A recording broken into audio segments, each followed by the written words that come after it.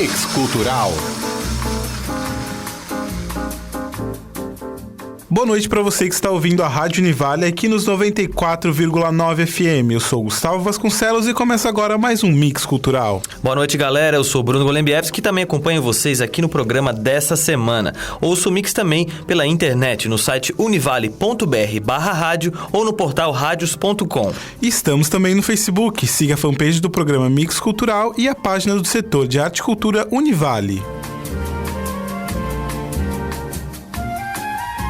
No Momento Mix, o Bazar Cultural do DCE Univale acontece nesse sábado. O Cinemateca de hoje é sobre o Cine Sesc Especial Mulheres em Cena. E a entrevista dessa semana é com o violonista Ricardo Pauletti. Momento Mix.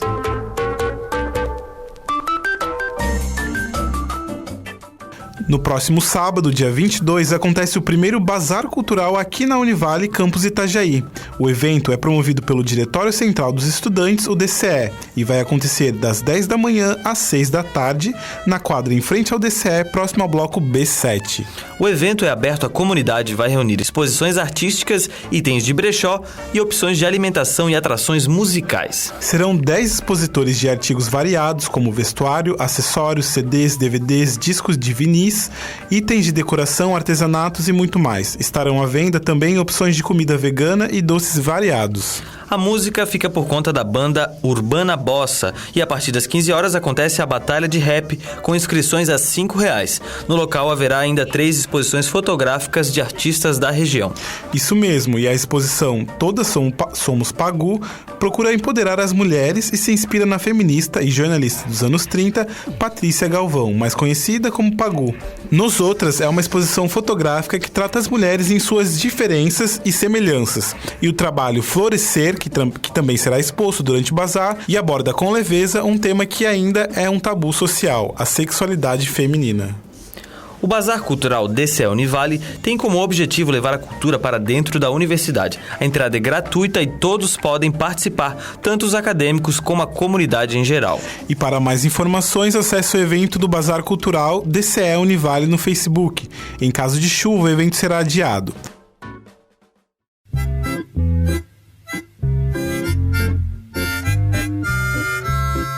Cinemateca.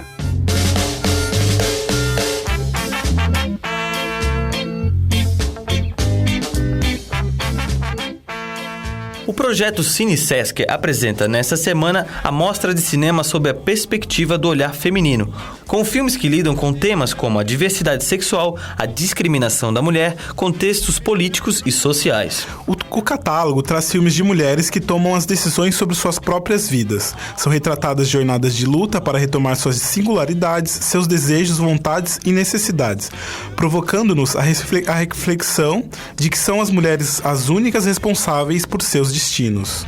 A entrada é gratuita e aberta ao público. As sessões começam às 7 horas da noite no Sesc de Balneário Camboriú, localizado na Avenida Central, número 360. As exibições acontecem até este sábado.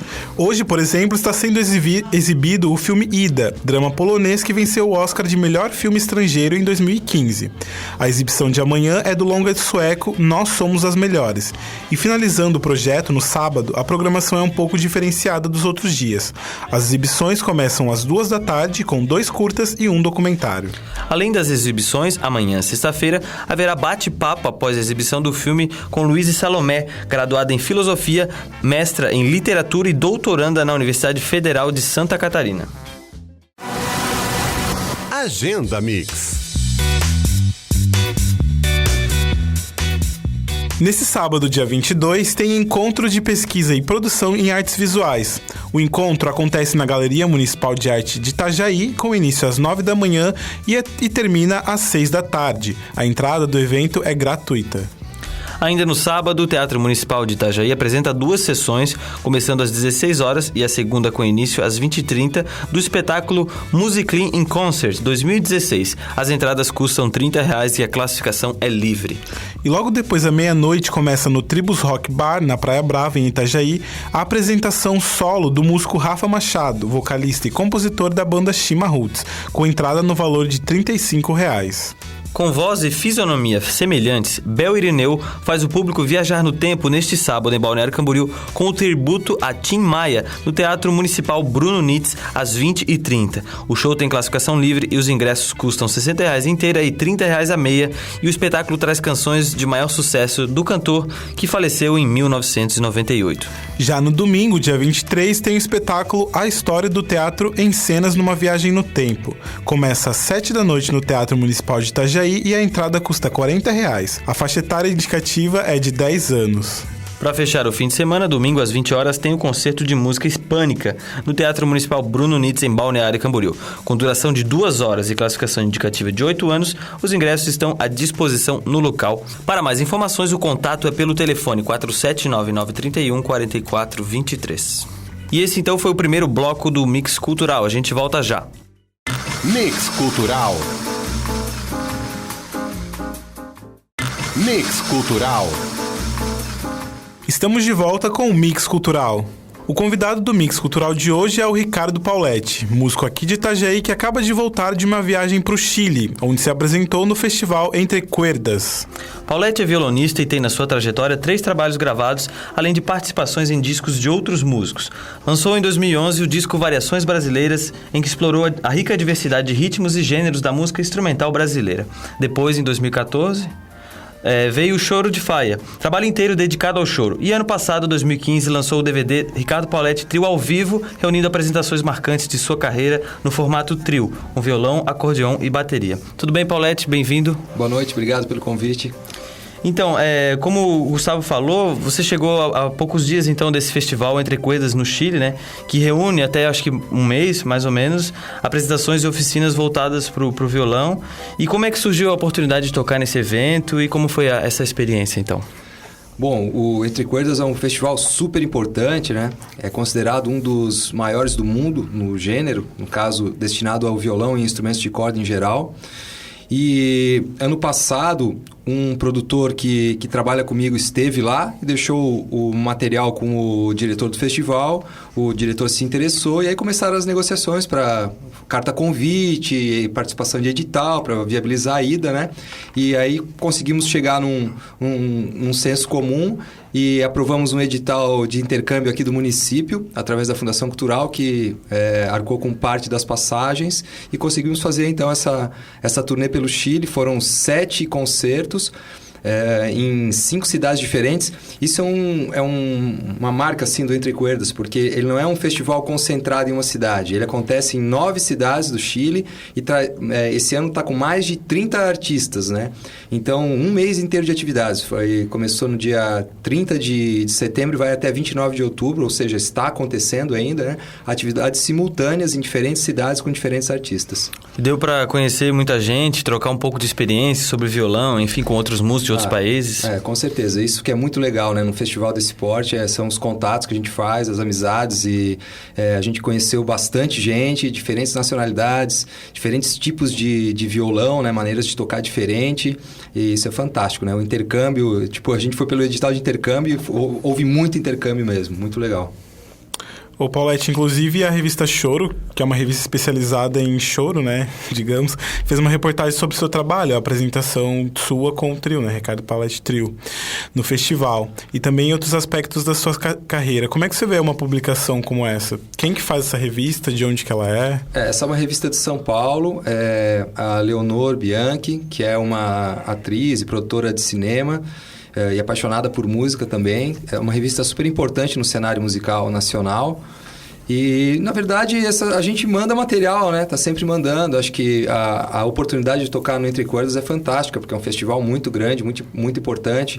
Então, os veículos tendem a dar importância para esse tipo de notícia, né? Curioso é que, além dessa publicação na revista do Choro, também foi publicado a matéria com o mesmo perfil na revista Violão Mais, que é a principal revista do violão brasileiro hoje. A 14ª edição da revista, foi feita uma matéria, e a gente, da mesma forma que mandou para essas revistas que estão no cenário nacional, a gente mandou aqui para a mídia local e tal, que não sei por que não surtiu tanto efeito, exceto a Rádio Univale, que está sempre prestigiando, assim, alguns outros veículos também publicaram, mas não teve o mesmo destaque, o mesmo alcance, o mesmo destaque que a gente conseguiu nas revistas de âmbito nacional. Como tu falou da importância do festival, a gente estava falando até agora, como é que funciona esse processo de seleção para se apresentar no festival? Como é que tu conseguiu? São as curadorias, né? Então, a gente manda o material para a curadoria dos festivais e eles recebem dezenas, centenas de trabalhos, né? E tem esse trabalho, né, feito, que é ouvir e selecionar de acordo com o perfil de cada evento, né? Eu faço parte de curadoria de alguns eventos também, principalmente aqui do Seminário de Violão de Itajaí, onde a gente recebe... Eu estou falando porque eu faço parte do outro lado também, no nosso evento aqui, a gente recebe muito material. E é um trabalho difícil, né?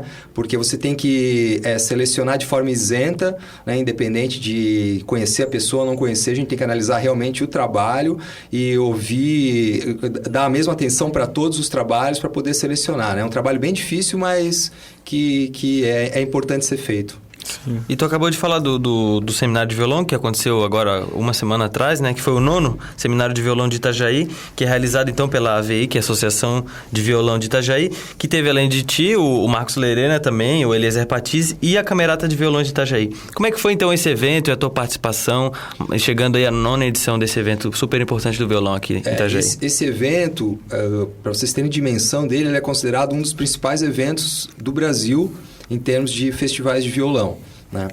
E a gente conseguiu chegar na 9ª edição. A 9ª edição quase não saiu, a gente teve problemas com a aprovação de projeto, captação, enfim, foi por muito pouco. Esse ano é um ano muito difícil para a cultura, no cenário nacional, de um modo geral, né? Muito corte de verbas, mas mesmo assim a gente ainda conseguiu... não vou dizer de última hora, mas assim, não com a antecedência que a gente gostaria, com a verba que a gente costuma fazer, mas ainda assim a gente conseguiu realizar um evento que foi um evento muito legal, principalmente no alcance ao público. A gente vem fazendo esse trabalho do seminário, que é um trabalho de formação de plateia, que é muito difícil, né? Assim, me parece que cada vez mais está difícil fazer as pessoas saírem das suas casas para irem aos concertos, né? As pessoas têm a falsa sensação que assistir as coisas pelo YouTube, né? Tem a mesma dimensão de assistir um concerto ao vivo, e quem vai a concerto sabe que é muito diferente. Então, a gente ficou muito satisfeito com o resultado do seminário, em especial com o público, que a gente teve 2 dias com um público muito representativo. Uhum. E ano passado você lançou o DVD Ricardo Pauletti Trio, que reuniu apresentações ao vivo do trio no estúdio Café Maestro em 2015, no Clube de Choro de Paris, na França, em 2013, e no Teatro Municipal de Itajaí em 2012, né? Como é que foi a concepção desse trabalho reunindo esses momentos marcantes da sua trajetória?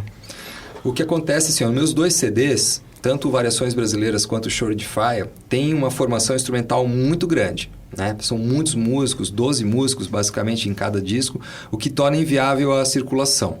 Então a gente começou a circular, montamos, né, o trio para poder circular com esses trabalhos. Então foi a partir do CD Variações Brasileiras que a gente montou o trio para poder circular com o trabalho. Só que acabou que a sonoridade que a gente conseguiu, o resultado dos arranjos começou a ficar muito, muito interessante. Musicalmente a coisa estava funcionando demais, assim. E eu digo que o trabalho acabou tomando vida própria, né?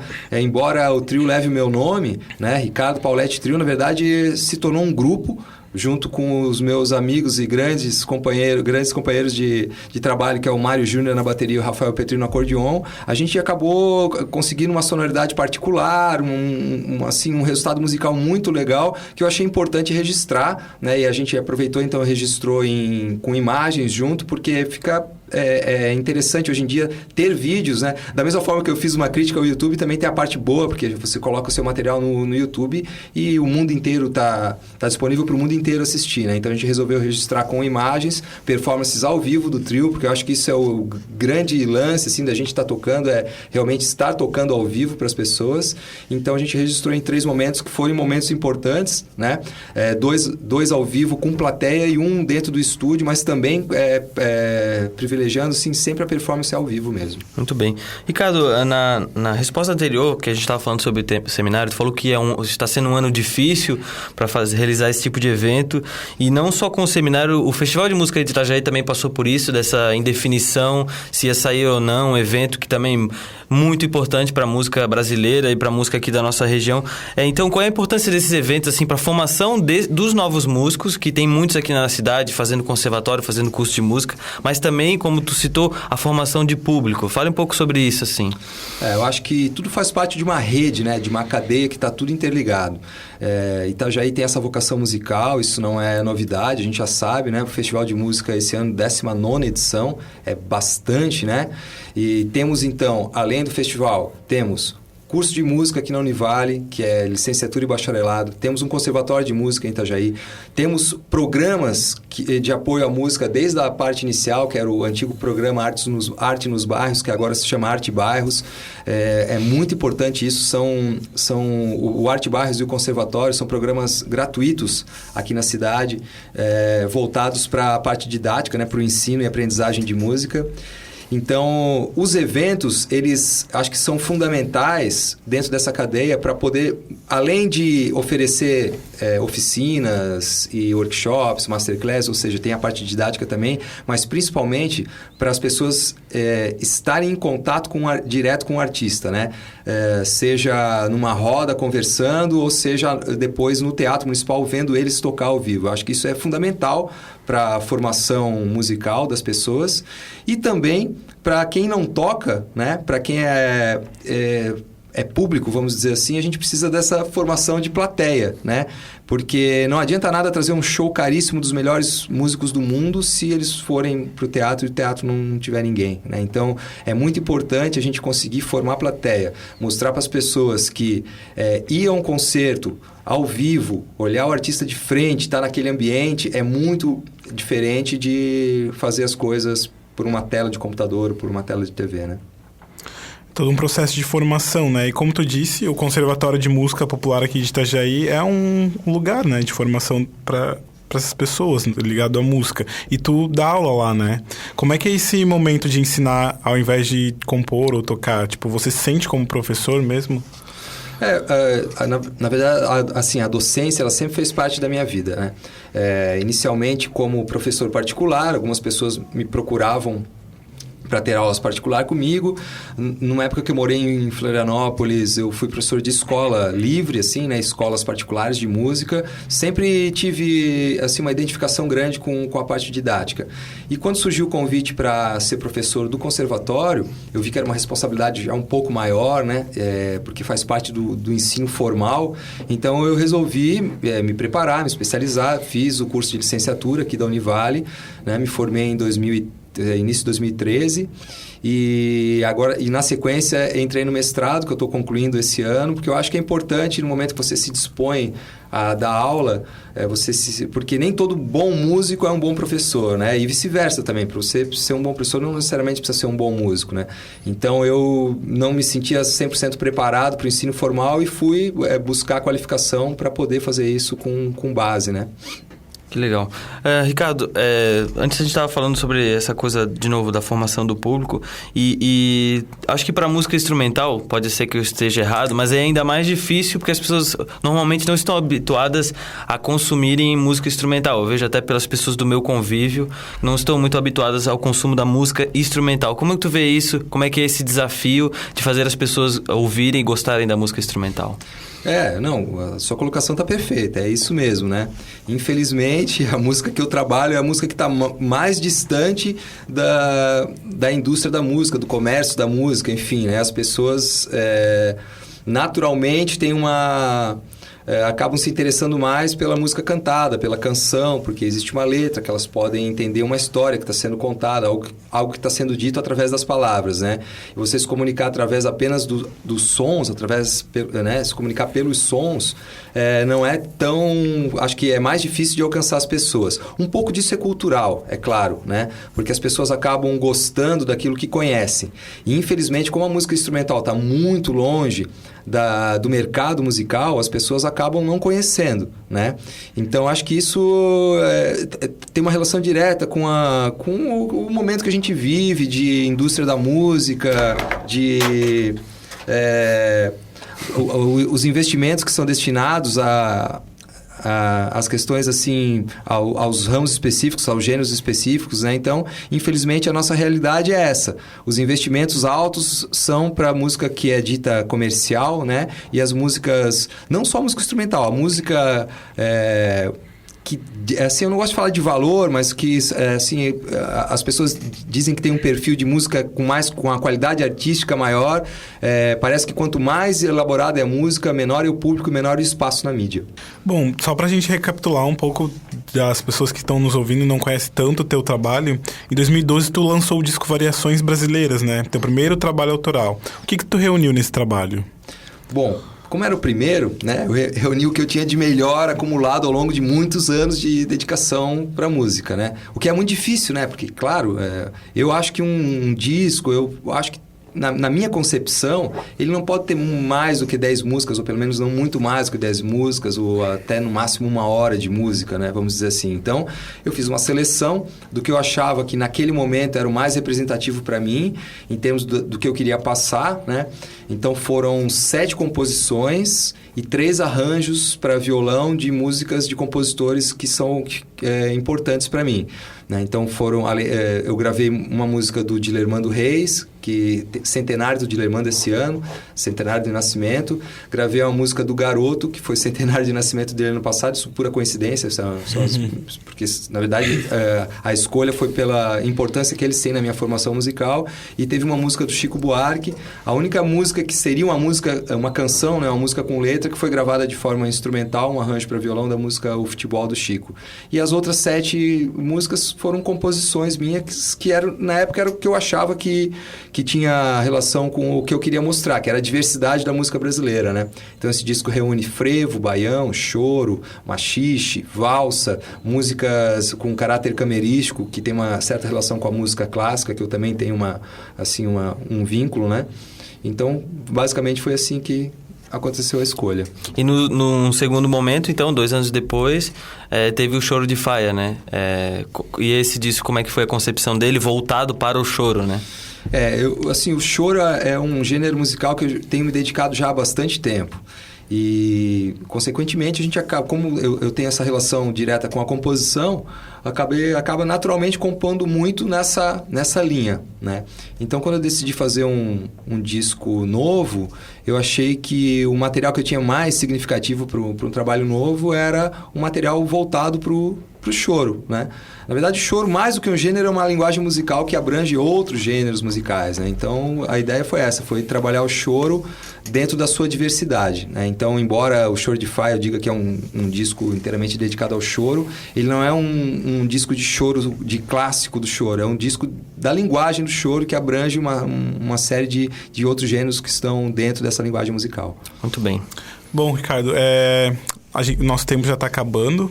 Eu tenho 2 pedidos para fazer para ti. O primeiro seria se tu tem alguma rede social para as pessoas procurarem seu trabalho, de divulgar. Uhum. Então, estamos lá no Facebook, né? É só buscar lá Ricardo Pauletti, é TTI no final, vocês vão me achar. Não tenho fanpage, por enquanto eu só gerencio a minha página pessoal mesmo, mas é 100% voltada para o meu trabalho. E tem o meu site, tá? ricardopauletti.com. Lá vocês vão encontrar a agenda sempre atualizada, alguns links das novidades. Tem no YouTube também, youtube.com/Ricardo Pauletti.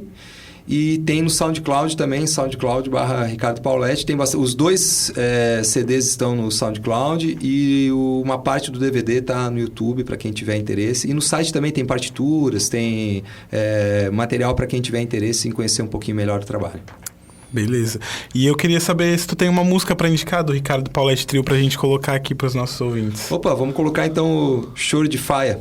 Choro de Faia. Muito bem. Então, Ricardo, a gente agradece muito a tua participação aqui no Mix, mostrando o teu trabalho, contando desse momento atual da tua carreira. A gente agradece muito a tua presença aqui. Valeu, que agradeço o convite. É sempre um prazer poder estar participando. É isso, né, Gus? É isso aí, Ricardo. Valeu. Então, pessoal, o Mix vai ficando por aqui. Saiba tudo que rola no nosso programa no blog artecultura.wordpress.com. Lembrando que o nosso encontro é toda quinta-feira a partir das 8 da noite, aqui na Univale FM. Boa noite e um ótimo fim de semana e até quinta que vem.